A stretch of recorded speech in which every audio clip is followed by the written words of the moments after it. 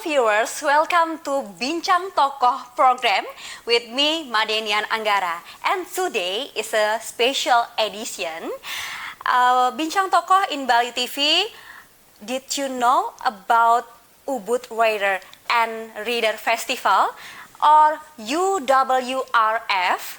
This is an annual 4-day literary festival held every October in Ubud, Bali. So, it hosts by 170 writers from all about the world. So, I'm so excited today to interview our guests in this special edition. So, it will be so amazing because today we have a freelance journalist, multiple media storyteller, international privacy investigator. Let's give a warm welcome to Daniel Glick. Okay, hello Daniel. Hello, it's such a pleasure to be here. Thank you for having me. Thank you to join us in Bali TV, Bincang Tokoh program. Daniel, this is so amazing to meet you, and this is also a special edition with Bincang Tokoh. And Daniel, this is how are you and what's your activity lately in Bali? Well, I'm fine because it's such a pleasure to be here again. I haven't been here since 2001, so it's a real treat for me to be able to come here and participate in the festival and to be here in Bali again. This is your third time to visit Bali, okay? Yes. Right? Yeah. To join this festival or Ubud Writer and Reader Festival, do you join this festival as a speaker maybe? This is the first year I've been here, and I was a speaker at the opening day, one of the conference events, and it was a real pleasure and such an amazing thing to be surrounded by so many creative people from around the world. It's so remarkable. I think writers in general are kind of solitary people. I mean, we all sit there and by ourselves and we write, and then to be able to join a community of writers and readers, it's a very special experience. It feels fantastic, right? Yeah, it does. And what's the difference this festival, this panel, with many other festivals you joined before? Well, it's here in Bali. That's the start. And Bali is such a beautiful and special place. You're so lucky to call this home. And the fact that it brings together writers from all over Indonesia and all over the world. There were colleagues from Australia, from Ireland, and again from Indonesia, writers that I've read. Yeah. I got to see them, and it was really sweet. You only the one, the writer, join this festival, or maybe someone else? I didn't meet any other American writers here. I met writers from Indonesia and from Australia and from Ireland, but as far as I know, I'm the only American writer so who great. came here. Yeah, lucky me. You're so special. Yeah. Okay, and exactly, what topic you brought in the festival in panel? Well, most of my career, I've been a journalist, and so I was on a panel called Unleashing the Truth, and it was about nonfiction and journalism storytelling. And I was joined by a wonderful Australian ABC journalist, and interestingly, an archaeologist who had a different view on storytelling. And then the moderator was also from Australia, and we had a really interesting discussion. Okay, then why you interested about nonfiction? Well, I love fiction, and I read a lot of fiction, and I'm trying to write fiction. But, you know, the expression, truth is stranger than fiction. Well, in my career, I've met so many interesting people from around the world, and their stories, their real stories, their true stories, are so captivating that I feel like maybe my imagination isn't good enough to make up something that's better than the truth. That's the keyword of journalism. And maybe you can tell us about how can be a good journalist? Well, I think the most important quality that a journalist can have is to be curious about the world. Yeah. How does it work? How do people treat each other? How do people live in the place that they live? What's their relationship to the natural world? And people all over the world have a very special relationship, I find, with the place that they live. So if I've been lucky enough to go up to the farthest part of the United States, up in Alaska, and talk to people who live in this cold, remote place, and they have a special relationship with the animals that live there, how they live there, how they hunt, how they make their food, how they build their houses. And every place I've gone in the world, people have that kind of special relationship to the place that they live. Nonfiction is one way to tell the stories of people around the world. And journalism also has a really important role, I think, in democracies, that people need to be informed about the world, about their politicians, about the things that are happening around them. And I think journalism plays a really important role in any democracy, in your democracy, in our democracy. And it really requires the hard work of journalists. And sometimes it's telling stories that people don't want to be told. I think in a lot of ways everybody is a journalist, because one thing a journalist does is pay attention to the world, listens. One of the archaeologists reminded us all that we have 2 ears but 1 mouth. So it's a great thing for us to be able to listen and hear people's stories and what people are saying. And it's a real gift, I think, that journalists have, to be able to listen to people and then help tell their stories and tell their stories to other people. We also, as a journalist, we got pressure from governor. Can you explain about that? Well, there's information and there's information. And some information is information that you have to go out and gather, and that's the role, I think, of journalists, that we go out into the world and we gather information from many, many different sources, and then we put it together and we think about it critically, and we try to make sure that what we're doing is truthful and honest, and we give a chance for everybody to have a say in the story at the end of the day. It's not the journalist's role to tell the journalist's story. I think it's our role to tell other people's stories. What's your opinion about justice in a journalist? I think sometimes probably the proudest moments of my career is when I feel like I've done stories that have brought justice to people who were being lied to and sometimes treated very, very badly by the authorities.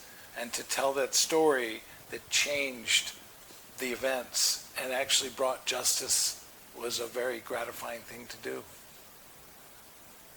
So you came here to be a speaker, you came here to be a writer, and a journalist.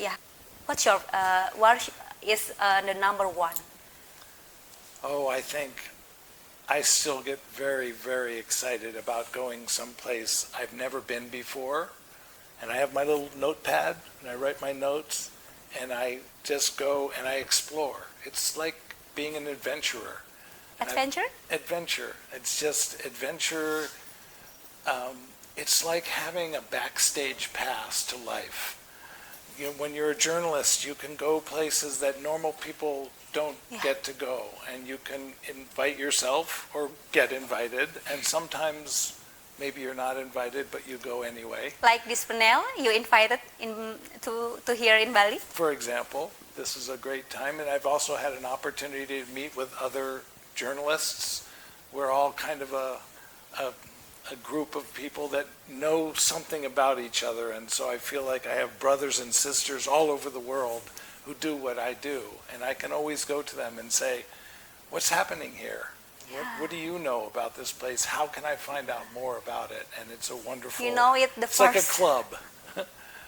The first one know anything from the other. Yeah. We help each other. We always have. I've always been very fortunate to work with journalists all over the world, wherever I go, and talk to them about what they've learned. Because I'm going to where they know the area very well. And so I need to learn from them, and that gets back to my... You need to learn about this area again. Yeah, and to be curious. Yeah. Okay, and then this is the third time you go to Bali. How do you feel in Bali? Well, as I said, it has a really special place in my heart because the first time I came here with my two children in 2001. So long time ago? It was a long time ago. Maybe 23 years ago. 24 years ago. Oh, okay. Almost exactly 24 years ago I was here. And at that point my son was 13 years old and my daughter was 9 years old. And we came here and we traveled all over Bali together. We went to Ubud and Ahmed. Where going to go to there? We went to Ubud. We were in Denpasar. We went to Ahmed. We climbed Mount Agung together. And it's such a beautiful, beautiful place. And the people are so kind. And the food is so wonderful. The food is so delicious. Yes, it is. Okay.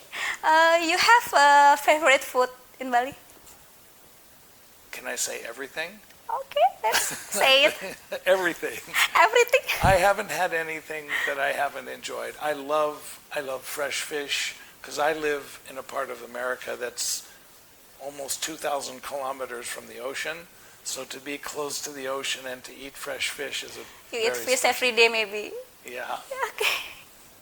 Okay, then, and you can tell viewers in home, Bali TV viewers, what the topic you explain in first day in UWRF. In here, you explain what topic and what is Ubud Writers Readers Festival. This is the first time you join the panel, right? Yeah, that's the first time and the first day. And our panel talked about the importance of unleashing the truth, the importance of telling stories about the world and helping people make sense of the world. Because our world today is complicated, it's fast. There's a lot of social media coming at us, and there's so many different ways that people are getting information. And we know that some of the information isn't very true. And so unleashing the truth became our topic of conversation and trying to explain to the audience, how do we do what we do? How do we seek the truth as journalists and as nonfiction storytellers? And that was wonderful to share because my Australian colleagues have a different perspective than I do. And I'm older, and one of the journalists was much younger. And so our worlds are different now. My world is different than her world. And so to have this opportunity to exchange ideas and experiences was a really very enriching. So I have written 2 books that are nonfiction books. You finished book? I've finished 2 books. I've published 2 books. One book, actually, Bali's in my book because it was a book about traveling around the world with my 2 children. And Bali, there's 2 chapters in Indonesia from my book because we went here, and then from here we went to Kalimantan, and we went up to Tanjung Puting National Park and visited the orangutan center there. Like I said, my children really learned a lot about the world, and they fell in love with Bali. And when I told them I was coming back here now, they were very jealous. Okay then. And what's your hope to this government to invite a writer to get more quantity and quality about the journalists in this world? Because I see the new era, the new era that makes journalists afraid to speak up, afraid to write anything they want, afraid to speak the truth. You're so right. What's your opinion? Journalism is in crisis all over the world. Yeah. Sometimes it's because a government wants to stop the press. I taught journalism. I lived for 6 months in Algeria, in North Africa, and I taught journalism at newspapers there. And it's a very, very controlled government, and people get thrown in jail all the time for writing the truth. And different countries around the world have different levels of control over the media. But even when there isn't a government control, there's still self-censorship. There's still journalists that are afraid, as you say, to tell the truth because they're afraid that powerful people will come after them.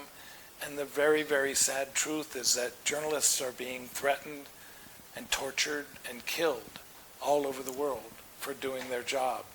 And I have so much admiration for my colleagues that work in war zones or conflict zones or in places where the government so actively tries to suppress good journalism. And so we all need to understand how important journalism is and to work together to try to keep speaking truth to power. That's what we do. Well, I worked on a story in Australia about a man who was murdered in 1988, so a long time ago.